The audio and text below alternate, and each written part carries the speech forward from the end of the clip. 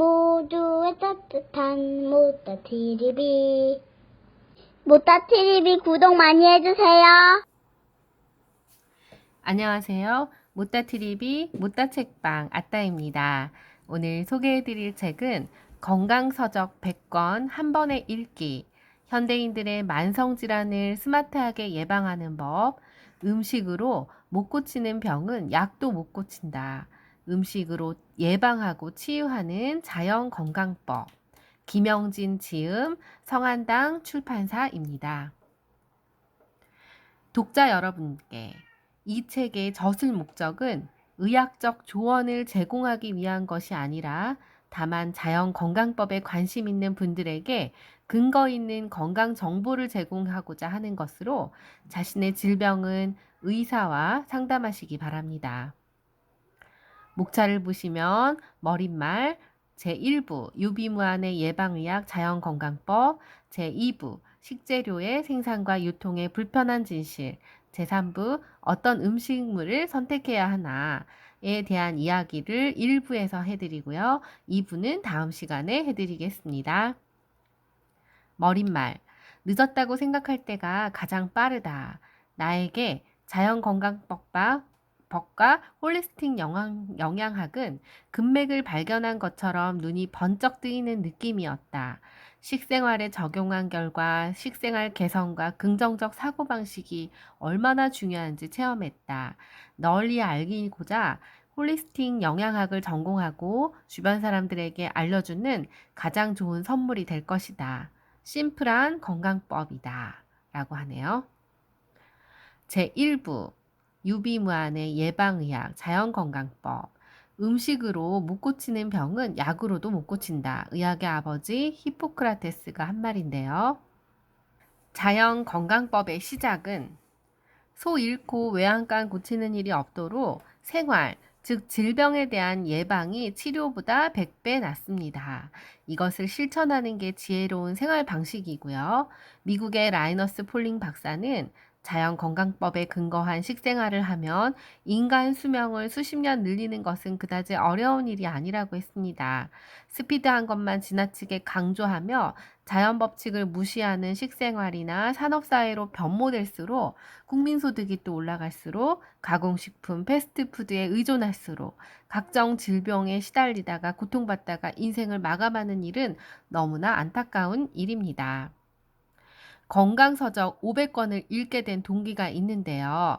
화학비료, 농약, 유전자 변형식품, 방사선 조사식품, 각종 화학물질 등이 첨가된 식생활로 아무리 의사를 많이 배출해도 많은 종류 치료약을 제약회사에서 개발한다고 해도 질병 속도와 증가를 따라가지 못하고 있습니다. 가족과 주변 사람들이 질병으로 고통받는 것을 보며 건강에 저자는 관심을 두게 되면서 건강 서적을 20년 이상 탐독했다고 하네요. 그래서 어느새 500여 권에 이르는데 자연건강법 식생활을 50년 이상 연구 실천한 100세까지 생존한 노먼 워커 박사님은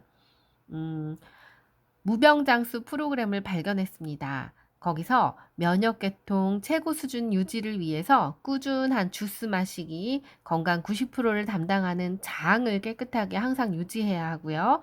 몸을 정화하는 좋은 물을 마시고 건강을 해치는 음식을 멀리할 수 있는 용기를 가져라.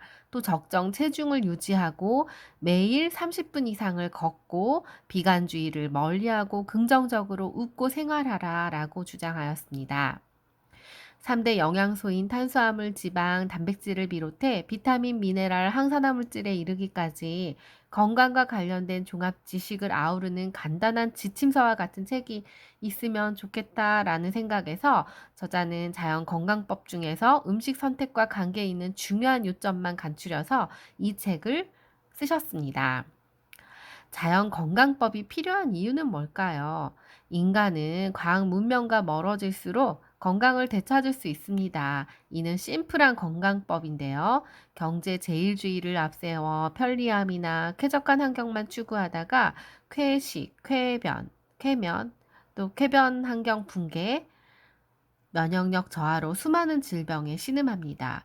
원인 중 몇 가지를 보면 에디슨의 전구 발견이 자연 법칙이 붕괴되고 또 자동차로 운동 부족이 생기고 여름에 땀 흘림을 통해 독소 배출과 겨울에 몸을 따뜻하게 해주는 면역력 향상이 음식이 아닌 여름에 에어컨이나 아이스크림, 탄산수 등에 의존하고 겨울은 몸을 차갑게 하는 가공식품이나 패스트푸드만 섭취하고 식품 공장의 각종 방부제와 첨가물과 화학 비료, 발암물질, 환경오염으로 인한 산성비, 또 바닷물의 오염, 식물 속의 미네랄은 현저하게 줄어들고 지하수가 오염되고 오염된 농수산물, 농약과 제초제, 또 유전자 변형, 자동차 배기가스, 납을 비롯한 중금속 오염, 핸드폰이나 송전성 등의 전자파, 수돗물과 씻는데 각종 화학물질, 축산물의 인공사료,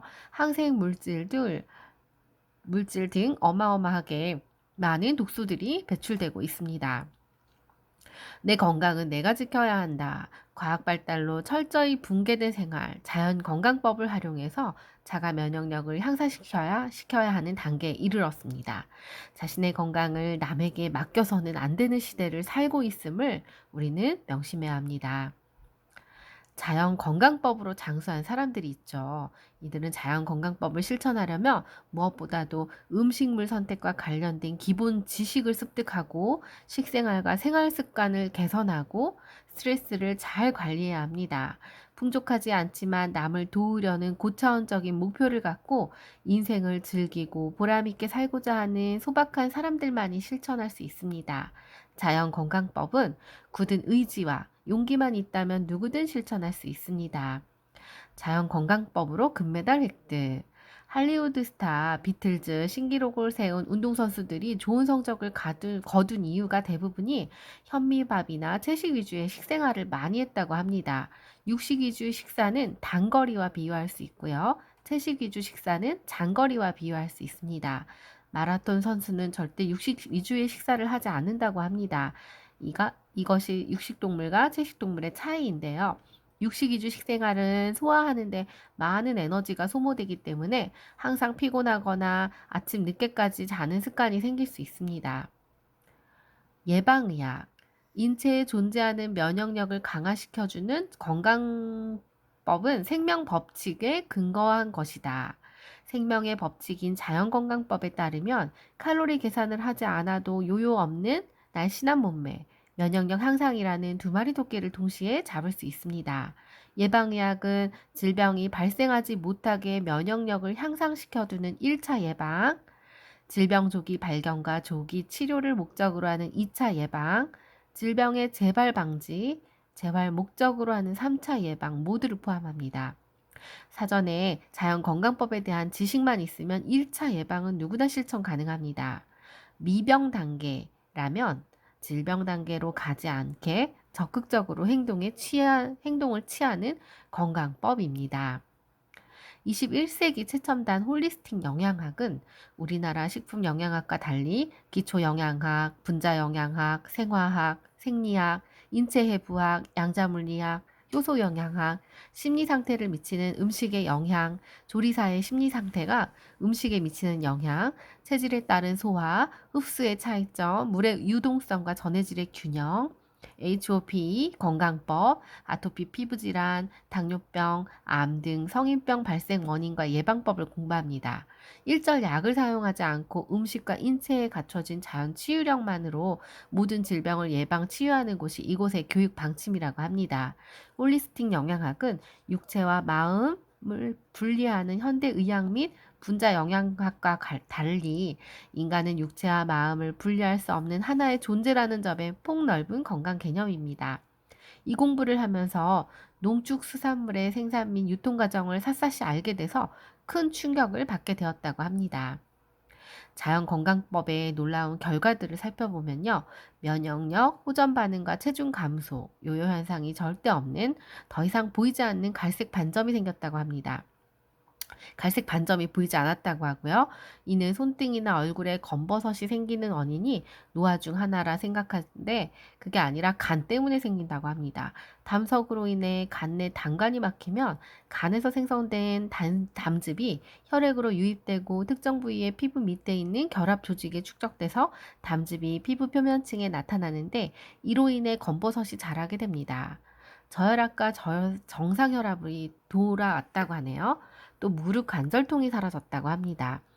관절에 천연식품의 비타민, 미네랄, 콜라겐, 오메가3 계열의 기름이 매우 중요하다는 사실을 알고 꾸준히 복용한 결과 완전히 사라졌다고 하네요. 차가웠던 배가 따뜻해졌다고 합니다. 아침에 일어나서 자신의 손바닥을 아랫배에다가 대고 손바닥이 따뜻해지면 배가 차가운 것이고 손바닥이 차게 느껴지면 따뜻한 것이라고 합니다. 아랫배가 따뜻한 것은 모든 내장 지방이 정상적으로 잘 작동한다는 신호입니다. 또 어버가도 모를 정도의 숙면이 취해지고 수면 무호흡증이 사라졌다고 하네요. 또 저자는 입냄새와 잇몸 질환도 해결이 됐다고 합니다. 음식이 궁합에 맞지 않으면 소화불량이 입냄새나 잇몸 질환으로 끊이지 않는데 동물성 단백질과 탄수화물 위주 식사는 균형이 맞지 않아서 위에 오래 정체돼서 썩은 냄새가 난다고 합니다. 또 혈액순환이 잘 돼서 손발이 따뜻하고 더위를 타지 않게 되었다고 하네요. 화장을 잘 받는 촉촉한 피부가 되고 환절기 감기에 끄덕없는 면역력이 향상되며 또 편도선이 부은 적도 가래 기침 비염도 사라졌다고 합니다. 몰라보게 줄어든 총 콜레스테롤 수치도 있고요. 맑은 기억과 정신력이 향상되고 미각, 청각, 후각이 기능이 향상됐다고 합니다.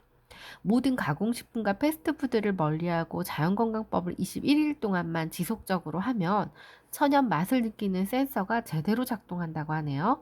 원인을 알 수 없는 두통과 이병도 사라져서 이런 원인이 피가 맑아졌기 때문이라고 하는데 혈액순환이 좋아지고 두뇌를 비롯해서 전신에 좋은 영양소가 공급돼 신체에 쌓인 노폐물을 배출시킴으로써 원인을 알 수 없던 두통도 사라지고 체중 감소와 기억력이 향상된다고 합니다. 심한 악취와 만성 변비도 해결되고 대개 식이섬유가 전혀 없는 동물성 단백질과 과자를 좋아하는 사람에게 흔한 증세라고 하네요. 또 종아리 정맥류. 이는 식이섬유가 부족해서인데 변비, 치질, 대장암, 정맥류라는 공식이 성립합니다. 감쪽같이 사라진 손발톱의 반달인데요. 흰색 반달은 손톱에 나타나는 흰색 반달은 칼슘이나 아연 같은 미네랄 부족 시 나타나는 반응이라고 합니다. 이 외에도 신경 예민, 무좀, 습진, 탈모, 치질, 발뒤꿈치 갈라짐, 무릎 시림, 잠자는 도중에 종아리 뒤쪽에 근육이 갑자기 마비되는 등 이런 증상이 없어졌다고 합니다. 건강한 삶을 바탕으로 보람찬 인생의 노후를 향해 힘차게 달려가기 위해서 가족에게 막대한 병원비 부담을 주지 않기 위해서라도 유비무환의 자세로 예방의학에 관심을 쏟는 것은 가장 지혜로운 삶의 방식이라는 것을 알게 됐다고 합니다. 2부 식재료의 생산과 유통의 불편한 진실에 대한 이야기입니다. 육식으로 당신 몸을 오염시키지 마라. 피타고라스가 한 말인데요. 미국 농산물의 불편한 진실. 미국에 농장 법안이 있다고 합니다. 이 법안을 핑계로 영농단체에서 연간 수십억 달러에 달하는 지원금을 지급합니다. 이 지원금을 받은 농장은 공장 스타일의 사육장에 공급될 사료용 농작물을 생산하는데 지원금 75%가 유전자 변형, 옥수수, 밀, 식용유 생산과 관련한 씨앗 종류의 재배에 충당되고 있습니다. 공장 스타일 축사나 소, 돼지 등의 먹이가 되고 가공된 정크푸드의 식재료가 되는데 이 정부 지원금 때문에 매우 싼 값에 공급할 수 있게 됩니다. 서민들은 값싼 정크푸드를 찾기 마련이고 이로 인해서 세계 2위라는 미국의 비만 국가인 나라죠. 살충제로 변질된 유전자 변형 감자. 유전자 변형 종자의 90%가 미국의 몬산토사가 개발한 것이고 이 회사가 생산한 식품이 미국에서 유통되는 유전자 변형 식품의 80%를 차지합니다. 대표적인 게 대두 콩, 옥수수 면화, 카놀라입니다. 더 큰 문제는 유전자 변형 감자인데요. 몬산토사가 개발한 뉴리프 포테이토를 해충이 먹으면 바로 죽는다고 합니다. 왜냐? 감자 자체가 살충제 역할을 하도록 유전자가 변형했는데 이걸 먹는다면 그 자녀와 또 자녀의 자녀들이 어떤 일이 일어날지는 끔찍한 일일 수밖에 없습니다. 유럽연합의 공동연구센터 보고에 의하면 GMO 유전자 변형의 종류가 2008년도에 33종, 아시아에서는 2008년에 9종, 근데 2015년에 54종으로 급증했다고 합니다. 이미 중국이나 인도, 일본을 포함한 아시아 국가가 개발에 참여하고 중국은 정부 차원에서 적극적으로 지원을 하고 있기 때문에 앞으로 더 크게 발전할 전망입니다. 미국 축산물의 불편한 진실, 양계장의 실태, 공장 스타일로 심각한 포로 수용소를 연상하죠. 닭의 면역 시스템에 이상이 생겨서 사람이 먹는데 좋을 리 없습니다. 양돈장의 실태는 돼지는 닭보다 더 심각하다고 하네요. 좁은 공간에 사육하고 70%가 다 폐렴이고 햇빛을 한 번도 보지 못하고 다량의 항생제와 성장 촉진제 호르몬을 투여합니다. 일본의 미나미 기요타카의 사실은 무서운 외식이라는 이 책에서는 양돈업자의 고뇌를 이야기하며 편의점에 김밥이나 김밥을 남은 것들을 다 사료로 먹였다고 합니다. 이랬더니 그 돼지들이 꼬리가 3개라든지 기형 돼지가 출산을 했다고 합니다. 양우장의 실태는 소 사료는 알칼리 식품이 풀을 먹으면 성장해야 하는데 산성식품인 사료를 먹기 때문에 유전자 변형, 옥수수 콩으로 만든 사료만 먹여서 산성이 된 위장이 박테리아에 쉽게 감염되고 성장 호르몬과 항생제를 투여할 수밖에 없고 사람이 섭취하면 암 발생 확률이 증가하고 따라서 성조숙 증가, 정자수의 감소나 불임 등의 문제가 증가합니다. 미국산의 미국산이나 호주산 소고기는 엄청난 호르몬과 항생제를 사용하는데 일본 소의 와규와 비교할 때 지방 부분의 140배, 붉은 살코기 부분의 600배의 에스트로겐 여성 호르몬 농도의 평균값이 검출됐다고 합니다. 대량의 호르몬제를 소고기를 통해 사람이 흡수할 때 인체의 호르몬 균형은 철저히 붕괴돼서 유방암, 자궁암, 난소암, 전립선암, 폐암 등과 같은 호르몬 의존성 암의 원인이 됩니다. 이러한 사실을 안 유럽연합은 1989년 이후 호르몬제 투여된 고기의 수입을 금지했죠. 이로 인해서 유방암 사망률이 대폭적으로 떨어졌다고 합니다. 식품 선택에 관한 정확한 지식은 내 건강뿐만 아니라 가족 건강에까지 지대한 영향을 미친다는 것을 염두에 두면 좋겠습니다. 도축장의 실태를 살펴보면요. 살모넬라균, 리스테리아균, 황색 포도상구균, 클로스트리디움 계열의 균이 발견됐다고 합니다. 불결한 환경, 사육된 소, 이미 병원에 병원성 대장균 55157에 감염된 채 성장해 도축장으로 가서 도살 해체되고 위생시설이 엉망인 가공공장에서 분변을 통해 식육으로 전염됩니다. 이로 인해 설사나 구토나 급성 신부전증, 뇌출혈 등 치명적인 햄버거병을 유발하기도 하는데요. 진단명은 용혈성 요독 증후군으로 90%의 신장이 손상돼서 복막 투석을 받아야 합니다. 우리나라에서도 일어난 일들이죠. 유통 과정의 방사선 조사입니다. 식품의 해충이나 유충을 사멸하고 유통기한을 연장하기 위해 도입된 것으로 고용량의 강력한 감마선이 1, 2분 정도를 노출하는 걸 의미합니다.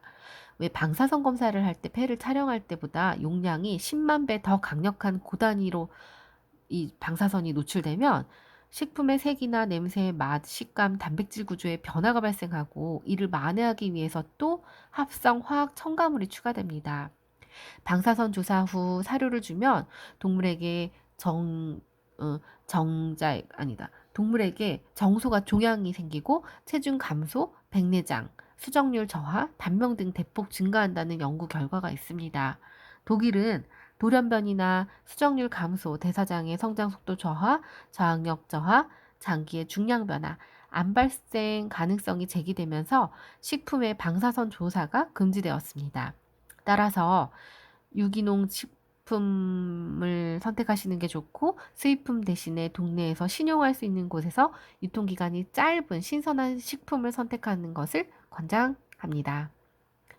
외국 수산물의 불편한 진실. 일본에서 연어의 40%가 칠레산입니다.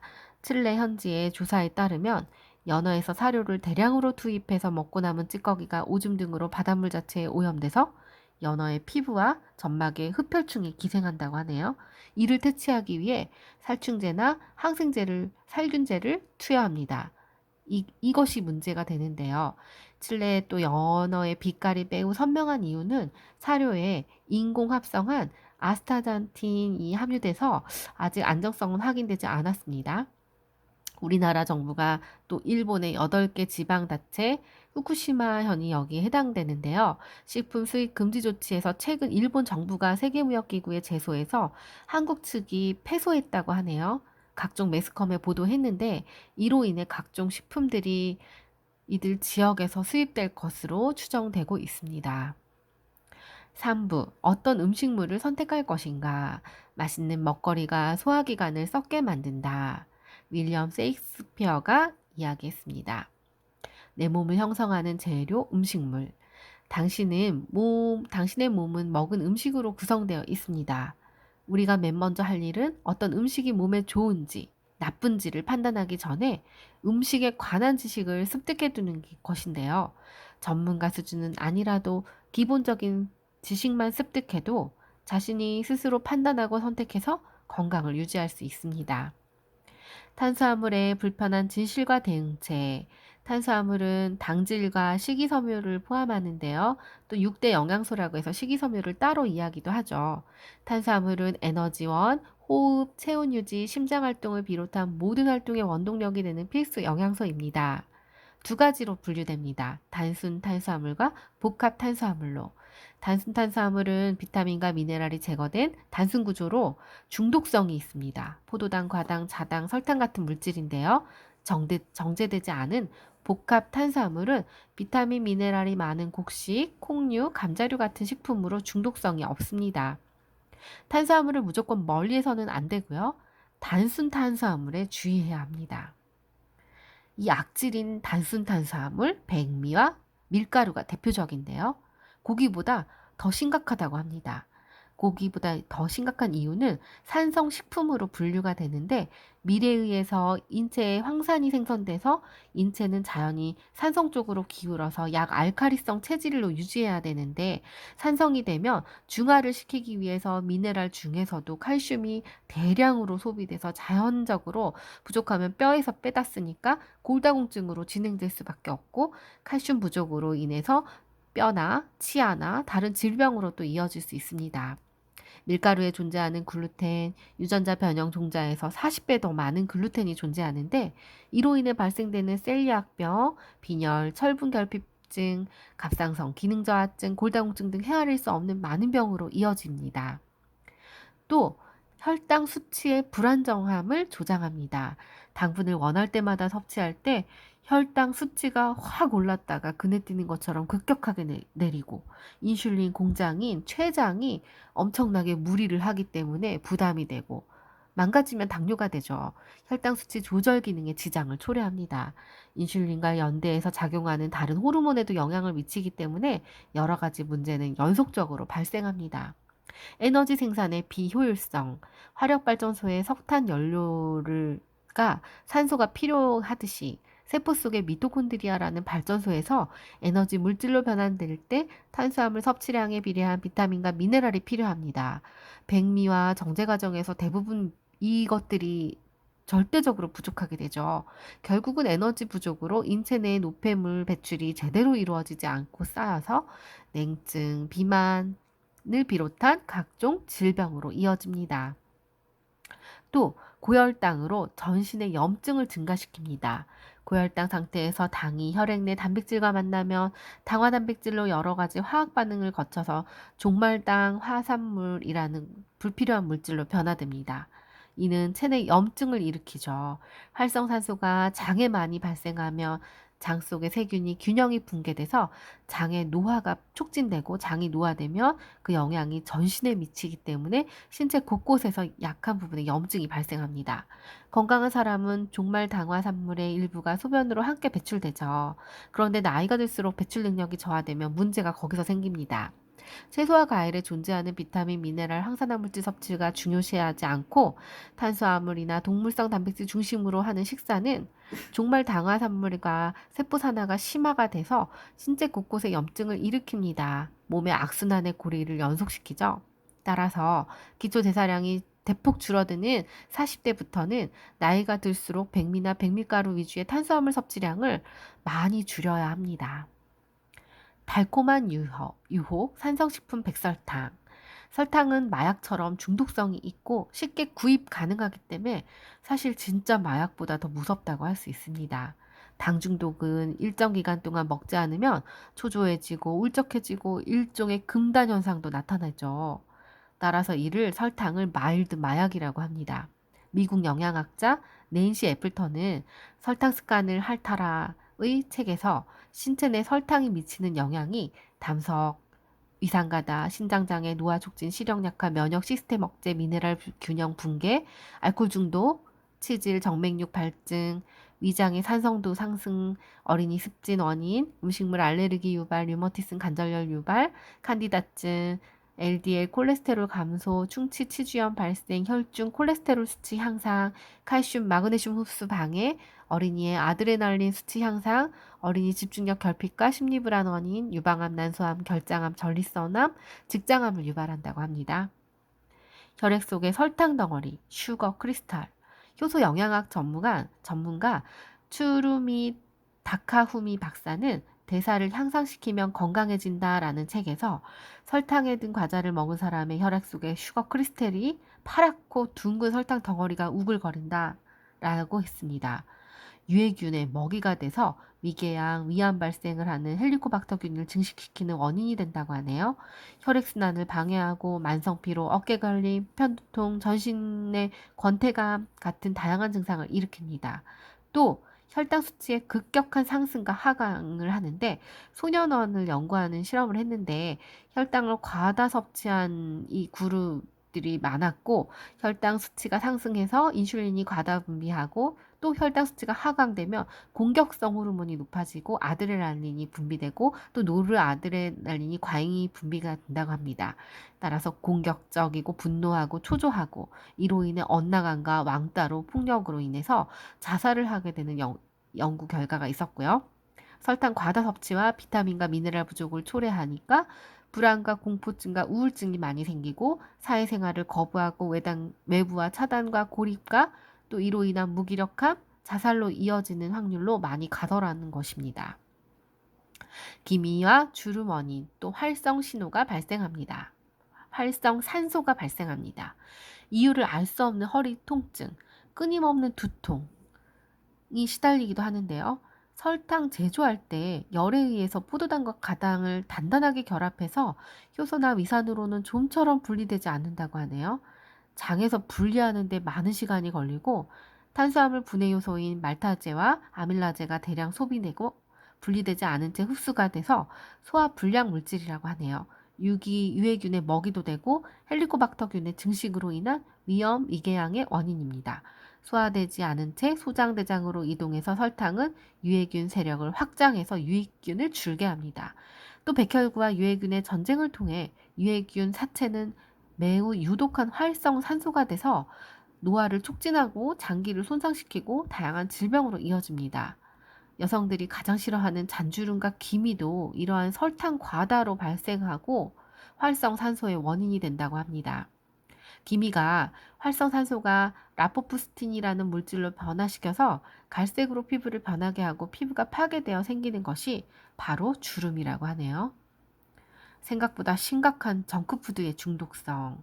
정크푸드는 쓰레기 음식이라고 불리는데 패스트푸드입니다. 다른 말로 고칼로리, 비타민, 미네랄, 식이섬유가 매우 적은 인스턴트 음식이고 햄버거, 도넛, 핫도그, 컵라면, 스낵과자, 청량음료 등에 많고 설탕이 대량으로 함유되고 마약처럼 중독성이 있어서 쥐 실험으로 이를 밝혔다고 하네요. 방사선 물질도 해독시키는 현미에 대해서 알아보겠습니다. 현미는 영양의 다이아몬드입니다. 백미보다 비타민은 1.5에서 4.8배, 미네랄은 1.4에서 12배, 식이섬유는 8배 높은 식품이죠. 소화가 제대로 되지 않는 단점이 있는데요. 오래 씹어야 합니다. 누구나 먹을 수 있는 오븐 도미에 콩, 잡곡을 혼합해서 먹는 게 좋고 발화현미가 효과적이라고 하네요. 발화현미는 외피가 부드러워서 소화가 잘 되는데 방법은 현미를 생수에 24시간 불리면 싹이 트고 새로운 영양소가 추가되고 더욱 맛있는 밥이 됩니다. 중성지방 억제 역할을 하고 정신 안정작용이 있는 감마 아미노락산이라는 아미노산 물질이 증가해서 영양가가 뛰어난 쌀로 변신합니다. 뛰어난 노폐물 배출 능력이 있고 현미밥으로 학교 분위기가 바뀌었다고 하네요. 자연에 가까운 방법으로 식생활을 하면 신체는 건강해지고 거리가 먼 식생활은 신체에 문제점을 발생합니다. 이번에는 지방, 불편한 기름에 대한 불편한 진실과 대응책을 알아보겠습니다. 탄수화물처럼 기름도 좋은 기름과 나쁜 기름이 있습니다. 혈액을 끈적끈적하게 만드는 동물성 기름은 나쁜 기름이라고 하네요. 식물성 기름과 생선 기름은 상온에서 액체 상태이지만 소, 돼지 같은 기름은 상온에서 고체가 됩니다. 이는 열에 의해서 녹는 온도가 높다는 것에 의미하는데 동물성 기름은 동물들이 체온이 사람보다 높죠. 소, 돼지, 개 39도, 양은 40도, 닭은 41도입니다. 이런 동물들이 39도가 이상이기 때문에 육상 동물의 기름이 체온이 사람보다 체온이 낮은 사람의 몸에 들어가면은 몸이 찬 사람들은 혈관 속에서 이 기름이 굳어버릴 수밖에 없습니다. 혈관이나 모세혈관에 쌓여서 혈관 계통의 질병을 일으킵니다. 따라서 육류를 많이 할 때 우리 몸에 있는 적혈구는 끈적끈적할 수밖에 없어지죠. 이렇게 끈적끈적하게 만드는 동물성 기름은 적혈구 활동이 둔화되게 만드는데 100조 개의 인체 세포의 산소 공급량이 줄어들어서 동물성 기름을 섭취하고 몇 시간 후에 세포 전체의 산소 공급량이 20에서 30% 정도 감소한다고 합니다. 이렇게 되면 세포 발전소인 미토콘드리아가 연소의 효율이 저하될 수밖에 없고 에너지 발전량도 주니까 산소와 영양소가 제대로 공급되지가 않으니 세포는 영양 부족으로 인해서 인체 기능은 약화됩니다. 이로 인해 질병으로 이어지죠. 동물성 단백질, 특히 과다 섭취에 주의해야 합니다. 또 치매와 암 발생률을 높이는 식용유도 나쁜 기름입니다. 뇌과학 전문가 야마시마 데츠모리 박사의 저서 그 식용유가 당신을 죽인다라는 책을 보면 식용유 생산 공정에서 콩, 대두, 옥수수배아, 홍아씨, 포도씨, 해바라기씨 등을 기계로 압착해서 기름을 추출하고 제조 과정에서 헥세인이라는 화학약품을 사용해서 원재료에서 함유된 기름 성분을 무리하게 녹여냅니다. 이 헥세인으로 녹인 식물성 기름은 색깔이 희뿌옇기 때문에 투명색으로 만들기 위해 또다시 화학약품을 사용해서 정제합니다. 당연히 냄새가 나니까 기름을 여러 차례 고온 처리를 해서 냄새를 없앱니다. 여기서 독성물질 하이드록시 노네날이 발생하는데 이 기름으로 조리를 하고 열에 의해 또다시 독소가 계속 증가되죠.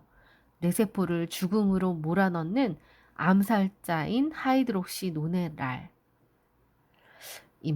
정리해보면 치매나 암 발생을 높이는 식용유, 리놀레산, 오메가6 계열의 식용유 가열로 인해 하이드록시노네란이 발생하고 음식을 통한 하이드록시노네란이 뇌세포를 죽게 하고 뇌세포가 사멸돼서 뇌의 해마 자체가 위축되고 해마가 기능 상실해서 기억 장애나 인지 장애가 진행되고 결국 뇌가 수축해서 치매가 발생하고 암 발생률을 높입니다.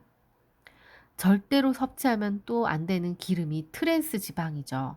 트랜스 지방은 마가린, 또 쇼트닝 대표적이죠. 고온 처리로 생성된 식용유를 사용한 마요네즈나 드레싱에도 함유되어 있습니다. 과자 포장지에 식물성 유지 또는 식물성 지방으로 모호하게 표기된 식품에도 함유되어 있습니다. 구조가 플라스틱 같아서 다른 말로 플라스틱 기름이라고도 합니다. 튀긴 감자칩, 감자튀김은 어두운 장소에 몇 년을 방치해도 곰팡이가 없고 바퀴벌레도 안 먹습니다. 변질도 안 되죠. 따라서 플라스틱 음식이라고 하는데요. 콜레스테롤 수치를 상승시키고 심장질환이 발생하고 인지기능이 저하됩니다. 조금씩 섭취한 양이 태산처럼 쌓이면 인체에 여러 문제를 일으키고 세포막을 딱딱하게 만들고 지용성 비타민인 A, D, E, K 역할도 방해하죠. 염증 수치를 높이고 아토피나 알레르기성 불임 위험성이 있습니다. 2018년부터는 트랜스 지방이 미국은 전면 금지한다고 발표했습니다. 동맥 경화의 원인이 되는 플라크를 형성합니다. 섭취한 기름이 소장에서 소화 흡수되지만 소화 흡수가 되지 않으면 단백질처럼 장에서 부패합니다. 장 속에 세균이 콜레스테롤의 먹이로 질병 원인이 되는 물질이 되는 과잉 호르몬 분비를 하고 기름은 소화가 안 되면 산패되기 쉬워서 독성 물질로 변질됩니다. 또 활성산소를 대량으로 만들어서 노화나 질병을 촉진하는 역할을 합니다. 기름은 소화가 잘 되지 않으면 동맥혈관에 플라크가 형성되고 이 플라크는 죽과 같은 물질이고 오래된 수도관에 많은 녹이 슬어서 수돗물이 막히는 것처럼 동맥혈관에도 같은 현상이 일어납니다.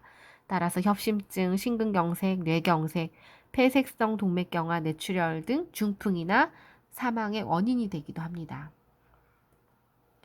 기름의 주요 성분, 지방산의 이해. 기름은 지방산의 종류에 따라 분류합니다. 상온에서 굳지 않는 식물성 기름과 생성 기름인 어유는 불포화 지방산입니다. 또 상온에서 쉽게 굳는 동물성 기름은 포화 지방산입니다. 포화 지방산은 동물성 기름, 팜유, 코코넛 기름에 많이 함유되고 사람과 초식 동물은 필요에 따라 몸속에 합성하므로 굳이 섭취할 필요는 없습니다. 산화가 잘 되지 않아서 가열 요리에 적합한 기름입니다. 불포화 지방산은 식물성에 많이 존재합니다. 세 가지 오메가3, 오메가6, 오메가9 계열로 분류합니다. 이 불포화 지방산을 살펴보면 오메가3 계열의 기름은 반드시 식품을 통해 섭취해야 하는 필수 지방산입니다. 들기름, 차조기름, 아마씨 기름에 많이 존재합니다. 오메가6 기름은 반드시 식품을 통해 섭취해야 할 필수 지방산이고 참기름, 콩기름, 옥수수 기름, 홍아씨 기름, 면화유, 포도씨 기름, 호두 기름에 많이 존재합니다. 오메가9 기름은 별도로 섭취 안 해도 몸속에서 합성됩니다. 올리브 기름에 많이 존재합니다. 어떤 기름이나 포화 지방산과 불포화 지방산이 골고루 함유되어 어떤 성분이 많이 존재하느냐에 따라서 그 분류 방법이 달라집니다. 그러면 건강에 좋은 기름과 나쁜 기름은 어떤 것일까요? 오메가3 기름은 브레이크 역할을 합니다. 오메가6 기름은 엑셀레이터 역할과 같습니다. 오메가3 기름은 혈관을 유연하게 만들고 혈압을 낮추고 혈전이 생기지 않게 하고 염증과 통증을 진정시키고 알레르기 증상을 억제하고 당뇨병을 개선하고 눈의 망막에 좋은 영향을 미치고 여성의 생리통을 완화하고 기억력을 향상하고 학습 효과가 나타나고 성격이 차분해지고 우울증에 개선되고 골다공증을 예방하고 도움을 주는 좋은 기름이네요. 오메가6 계열의 기름은 혈관이 딱딱하고 혈압을 높이고 혈액을 굳게 하고 염증, 통증을 악화시키고 알레르기 증상을 촉진하고 인슐린 역할을 억제해서 소화 비만과 눈의 망막에 나쁜 영향을 미치고 생리통이 심해지고 건망증과 치매 위험성과 초조감과 집중력에 약화되고 골다공증이 심해질 수 있습니다. 이 균형 비율 섭취가 중요합니다. 사실 1대4, 1대3에서 6으로 보는데 오메가3 대 오메가6를요. 저자는 1대1로 권장한다고 합니다. 오늘날 오메가6를 너무 많이 섭취하기 때문에 이로 인한 불균형이 많아서 질병이 많이 생긴다고 합니다. 오메가3가 많은 식품이 들기름, 차조기름, 아마씨 기름, 등푸른 생선 등에 많고 들기름은 가능하면 생들기름을 구입해서 매일 식사 때마다 한 스푼씩 먹거나 음식 조리할 때 좋습니다. 산패가 너무 쉽기 때문에 1개월 이내에 모두 소진하는 게 좋고 산패가 되면 활성산소 덩어리를 섭취하는 것과 같은 매우 위험한 행위입니다. 횟집에서 먹게 되는 경우 가능한 자연산 물고기를 선택하는 게 좋습니다. 오메가3가 많기 때문에 사료 자연산이 아닌 경우는 사료에서 오메가6가 많기 때문에 오메가6가 많아지죠. 요리에는 어떤 기름이 좋을까요? 가장 안심할 수 있는 기름은 오메가3 계열의 생들기름과 오메가9 계열의 엑스트라 버진 올리브 기름을 추천합니다. 열과 화학약품을 전혀 사용하지 않고 압착하고 짜서 독성 물질인 하이드록시 노넬날이 발생하지 않습니다. 산화되기 쉬운 들기름은 개봉한 지 1개월 안에, 올리브 기름은 2개월 안에 소진해야 합니다. 참기름은 향과 맛이 좋아서 모든 반찬에 사용하지만 대부분 강력한 열에 의해서 볶아서 추출한 거라서 그것이 문제가 될 수 있네요. 따라서 다량 사용하는 것은 추천하지 않습니다. 동물성 단백질의 불편한 진실과 대응책. 세계 최장수초는 에콰도르의 빌카밤바라는 데가 있는데 그곳의 사람들은 채식주의자를 한다고 합니다. 채식주의자들입니다. 또 최단명초는 카자흐스탄의 카자흐족의 사람들인데요. 과일과 채소를 멀리하고 양고기 위주의 편식을 많이 한다고 합니다. 평균 수명이 3, 40대라고 하네요. 단백질 위주의 식생활이 얼마나 위험한지 알려주는 하나의 좋은 예입니다. 채소가 없는 식사는 수명을 단축시킵니다. 단백질이 골다공증의 원인입니다. 동물성 단백질을 과다 섭취하면 혈액이 산성으로 되고 이는 혈액의 pH가 산성으로 기울어서 심각한 문제를 만듭니다. 또 사망의 원인이 되기도 하는데요. 생체가 항상성을 유지하기 위해 강력한 알칼리성 물질인 칼슘을 뼈에서 녹여내서 중화시켜 위기를 모면하라 합니다. 뼈에 나온 칼슘을 흡수하는 칼슘보다 훨씬 많아서 골다공증으로 진행됩니다. 음식을 통해 섭취한 칼슘은 자유롭게 뼈에 흡수되기도 빠져나오기도 하는데 고단백질 과다 섭취로 뼈에서 녹아 나온 칼슘은 본래 위치로 돌아가지 못하고 골다공증이나 담석증, 신장결석, 방광결석 등으로 이어집니다. 칼슘과 인의 비율은 1대1이 되어야 합니다. 모든 고기에는 인이라는 미네랄이 다량 함유되는데 칼슘과 인의 비율이 1대73 비율로 불균형한 상태로 함유한다고 하네요. 혈액에 흡수된 인은 칼슘과 1대1 비율이 존재해야 되는데 인이 상대적으로 73이라는 너무 많은 비율이기 때문에 칼슘을 빼내야 합니다. 부족할 때는 뼈에서 또 치아에서 끌어오죠. 자연히 몸속에는 칼슘이 부족하니 골다공증으로 골절과 손상된 치아로 큰 비용을 치를 수밖에 없습니다. 그런데 동물성 말고 생선 같은 경우는 동물성 중에서도 꽁치를 예를 들어 1대6 비율이라고 하네요. 동물성보다 인이 훨씬 적기 때문에 뼈째 먹는 생선이 가장 좋다고 합니다. 동물성 단백질 식품은 기호식품으로 먹되 과다 섭취하지 말 것을 권하고 있습니다. 만병의 근원, 변비를 유발하는 동물성 단백질, 식물성 식품에만 존재하는 식이섬유는 유산균, 비피더스균의 먹이가 되고 너무 중요하기 때문에 식이섬유를 6대 영양소로 취급합니다. 동물성 단백질은 문제가 뭐냐면 식이섬유가 부족하다는 것입니다. 부족하면 변비가 발생하고 장 속의 유해균이 증가하고 장 속 환경이 부패되고 독성 암모니아가 발생하고 이로 인해 위염, 소장염, 대장염, 담낭염이 발생하고 소장에 리키껏 증후군이라고 해서 구멍이 뚫려서 불필요한 물질이 흡수가 되면 알레르기 원인이 물질과 불필요 물질이 흡수가 되네요. 이로 인해 대장에 용종이나 개실이 발생하고 심하면 대장암으로 발전됩니다.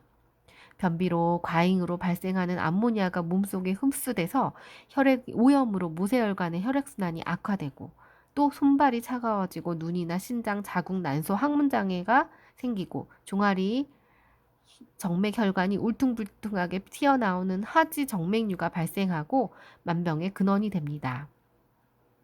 썩는 냄새의 방귀와 대변은 단백질 과다 섭취가 원인이다.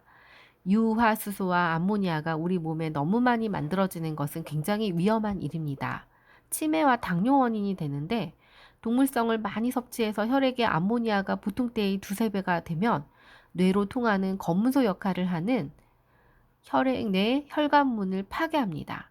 뇌로 포도당만 통과하게 돼 있는데 이 검문소 역할하는 혈액 뇌관문이 암모니아에 의해 파괴되면 뇌로 들어가면 안 되는 이물질까지 통과해서 뇌 속에 들어가면 치매가 걸리고, 이로 인해 뇌에 들어가면 안 되는 철분이나 알루미늄이 다량으로 들어있다고 합니다.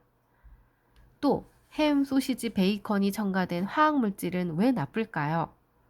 발색제가 문제인데요. 아토산 나트륨이라고 해서 다른 말로 아질산 나트륨은 위장에 발암물질이 생기고 또 니트로소아민을 만드는데 일조합니다. 이는 강력한 발암물질인데 위산으로 가득한 강력한 산성 환경에서 화학적인 반응이 많이 발생한다고 합니다. 먹기 위해 살지, 살기 위해 먹을지, 또 혀를 즐겁게 하기 위해 먹을 것인지, 내 건강을 위해 먹을 것인지 우리는 현명하게 판단해야 합니다. 동물성 단백질은 혈액순환을 방해합니다. 적혈구가 동물성 단백질과 당화물질과 서로 달라붙어 강력한 접착제 역할을 해서 적혈구가 달라붙는 연전 현상이 발생하죠. 동물성 단백질은 혈관순환과 혈액순환과 산소 운반 능력을 방해해서 쉽게 어깨가 결리고 뭉치고 나른해지고 여러 가지 질병으로 이어집니다. 적혈구 수명을 짧게 만드는 동물성 단백질을 알아보겠습니다. 혈관의 7%가 동맥과 정맥, 나머지 93%는 모세혈관으로 이루어졌죠. 또 혈관의 혈액은 적혈구, 백혈구, 혈소판, 혈장, 기타 물질로 구성됩니다. 적혈구는 수명이 100에서 120일인데 동물성 식품을 지나치게 좋아하는 사람은 수명이 더 짧아서 노화 현상이 일찍 일어난다고 합니다. 적혈구 지름이 식물성을 즐기는 사람보다 사이즈가 크고 튼튼하지 못하고 수명도 짧고 손발이 차갑고 적혈구가 뭉치고 모세혈관이 쉽게 통과를 못하니까 체온은 낮고 영양소가 제대로 공급되지 않아서 항상 피곤하고 기운 없고 다양한 질병으로 이어집니다. 적혈구가 뭉치는 질병은 치질, 심장질환, 신경질환, 신부전, 당뇨병, 뇌졸중, 뇌경색, 월경불순, 자궁근종, 눈의 망막증, 백내장, 하지정맥류, 발의 괴저 등이 있습니다. 예방하려면 특별한 약은 없습니다. 생활습관과 식생활을 철저하게 개선하는 방법밖에는요. 체온을 높이고 원적외선 온열요법을 활용하고 영양소를 흡수하는 장을 깨끗하게 유지하고, 장이 중요하죠. 비타민과 미네랄, 항산화 물질이 풍부한 신선한 채소와 과일을 많이 섭취해야 합니다. 점심 급식에 우유를 제공하지 않는 학교. 우유 단백질에 카제인이 어떤 물질일까요? 아기가 먹는 모유는 7%의 단백질이 함유되어 있는데 송아지가 먹는 우유는 3배인 20%의 단백질이 함유되어 있고 단백질의 주성분이 87%가 카제인이라고 합니다. 이 카제인이 아주 끈끈한 접착제, 악교 같은 단백질인데 이는 목공용 접착제로도 쓰이고 본드이며 또 장벽에 달라붙어서 각종 영양소 흡수를 방해하고 알레르기를 일으키는 알레르겐이 됩니다. 알레르기 원인인 히스타민 생성과 많은 점액질이 생기게 하는데요. 갑상선, 호흡기 계통에 문제를 주고 호흡기관의 점막을 뒤덮거나 막히게 하고 생체 배설 기능에 막대한 지장을 초래하며 알레르기 증상을 일으킵니다. 우유, 치즈 같은 카제인 단백질이 소화가 안 될 때는 이 역시 몰핀과 같은 모르핀이라는 물질을 많이 분비합니다. 따라서 이것도 중독성이 있다고 하네요. 문제가 많은 어린이들은 우유, 치즈, 시리얼, 파스타, 빵, 피자와 같은 음식을 아주 좋아하고 주의력 결핍이나 자폐증 같은 문제를 갖고 있는 아이들의 소변을 분석했더니 이 카소모르핀의 분자량이 많았다고 합니다. 우유는 발암성 화학물질의 칵테일이라고 합니다. 이는 위험한 식품으로 미국의 프리스턴 대학교 제시카 아운워터 교수는 유방암을 일으키는 원인이라고 합니다. 우유가 송아지의 음식이지 사람이 먹는 음식이 아니다. 자연 법칙을 어기는 행위는 언젠가 대가를 치른다. 자녀에게 글을 가르치기 이전에 음식 먹는 법부터 가르쳐야 평생을 건강하게 살아갈 수 있다고 합니다. 차이나 헬스 스터디 보고서에 보면 동물성 단백질 우유를 포함해서 많이 섭취할수록 요로 결석이 증가하고 많이 우유를 마실수록 골다공증에 걸린다라고 하네요. 쥐 실험에 카제인의 비율을 봤더니 10에서 20%만 해도 암 발생이 11배 증가했다고 합니다. 또 간암이 발생하기도 하고요. 그래서 최악의 발암물질이라고 이야기하는 사람도 있는데 가장 안전한 단백질은 식물성 단백질이라고 합니다. 또 소아당뇨병은 너무 일찍 모유 대신 분유를 먹고 자란 아이들에게 많이 발생했다라는 연구 발표도 있네요. 채소의 칼슘 흡수율은 우유의 1.6배, 양배추는 칼슘 흡수율이 64.9, 브로콜리는 흡수율이 52.6%, 우유의 칼슘 흡수율은 32%로 장에서 독성 암모니아가 몸속에 흡수된 후 요소로 변환 배출해서 산이 생성하고 강력한 산성으로 중화 위에 칼슘의 뼈와 치아에 대량으로 녹아서 중화하려고 하니까 우유를 먹었을 때 먹는 양보다 빠져나가는 칼슘이 훨씬 많다고 합니다. 신장은 가인 칼슘을 소변으로 배출해서 신장에 부담이 가해져서 무리를 준다고 하네요. 칼슘 배출과 동시에 마그네슘, 철분, 아연 같은 다른 미네랄도 배출해서 미네랄 부족이 가속화된다고 합니다. 우유는 유방암, 대장암, 고람, 폐암, 종양의 성장과 많은 관련이 있다고 하네요. 달걀의 불편한 진실. 달걀에 존재하는 효소 저해제, 오봉코이드는 우리 인체 내 존재하는 2만여 종의 효소가 원활하게 작용하는 걸 방해하는 일종의 독극물이라고 합니다. 효소가 제대로 작동하려면 천연 비타민과 미네랄 공급이 필수인데 이들 작용을 방해하는 역할을 한다고 하네요. 날달걀의 단백질 아비딘이 비오틴, 비타민 B7 흡수를 방해해서 에너지로 영양소가 전환되는데 부족 현상을 일으킨다고 합니다. 천연 사료, 풀과 곡류를 먹고 자란 닭은 오메가3 지방산이 많이 존재하는데 달걀도 마찬가지인데요. 인공 사료로 사육한 닭과 달걀은 염증 유발 오메가6 지방산이 많이 함유되어 있습니다.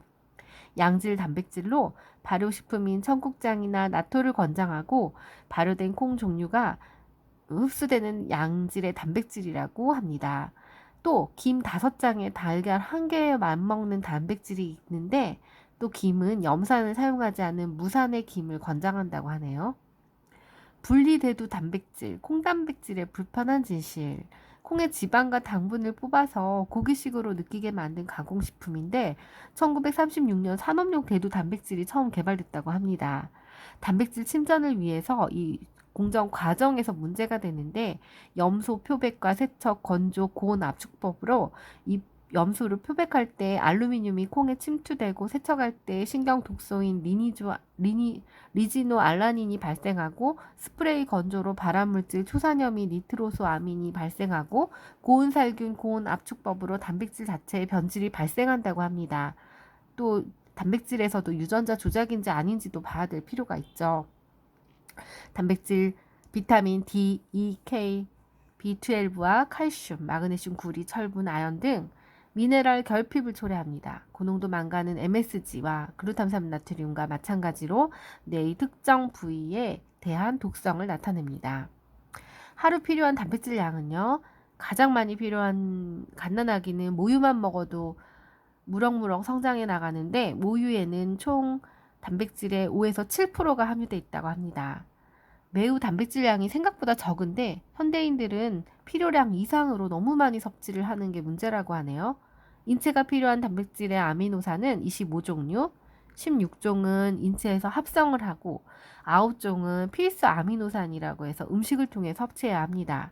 너무 많이 먹는 고기는 채식을 많이 해야 될 것을 권장하는데 되도록 육류를 줄이고 알카리성 식품인 채소를 고기의 10배 이상 먹어야 산성식품인 고기의 폐해로부터 신체를 보호할 수 있습니다. 어떤 단백질을 섭취해야 할까요? 동물성 식품의 필수 아미노산이 모두 갖춰져 있지만 식물성은 필수 아미노산이 부족하다는 점인데 고기에 함유된 칼슘과 인의 비율이 1대 73에 비해 생선은 1대 6. 육류보다는 생선을 권장하고 또 불에 구운 것보다는 다른 조리 방법으로 한 것을 권장합니다. 최근 다양한 적합한 식물성 식물성 단백질이 권장을 하고 있고요. 식이섬유와 비타민, 미네랄, 항산화 물질이 풍부한 식물성 식품이 인체가 필요한 단백질도 알맞게 함유되어서 전혀 문제가 발생하지 않는다는 것입니다. 발화현미는 전체 식품의 30-40%, 콩이나 씨앗이나 잡곡은 20%, 주식의 50-60%가 총 이 안에 해당이 되게 하고요. 나머지 해조류나 채소는 30-40%, 어패류가 10% 정도의 비율로 먹는다면 단백질, 탄수화물, 지방, 영양소도 골고루 균형을 갖추어서 대부분 해결된다고 합니다. 빵을 주식으로 하면 필수 아미노산이 부족하기 때문에 대량의 콩을 같이 섭취하는 게 좋다고 합니다. 콩은 소화 흡수가 잘 안 되는 단점이 있지만 2일 동안 물에 불려서 효소 저해제의 독성 물질을 없애고 싹이 움트면 영양이 풍부한 식품으로 변합니다. 콩은 탄수화물 약 28%, 지방 19%, 단백질 35%, 식이섬유 17%, 각종 비타민 미네랄이 골고루 함유된 완전식품입니다. 또 갱년기 여성, 성장기 어린이에 가장 좋은 단백질이고 된장, 청국장, 나토 등 발효식품으로 만들면 단백질 분해 요소와 지방 분해 요소, 탄수화물 분해 요소가 다량 함유돼서 영양 성분 흡수가 빠르다고 합니다. 효과는 통풍 개선, 냉증 개선, 골다공증 예방, 피부 탄력 유지, 갱년기 장애 증상 완화, 유방암, 자궁암 억제 효과, 악성 활성산소 제거 역할, 악성 LDL 콜레스테롤 감소, 혈관 탄력성 유지로 동맥경화, 뇌졸중, 심근경색 등 혈관계통의 질환을 예방합니다. 이것으로 1부는 우선 마치겠고요. 긴 시간 시청해 주셔서 감사합니다. 2부에서 또 뵙겠습니다. 아따였습니다.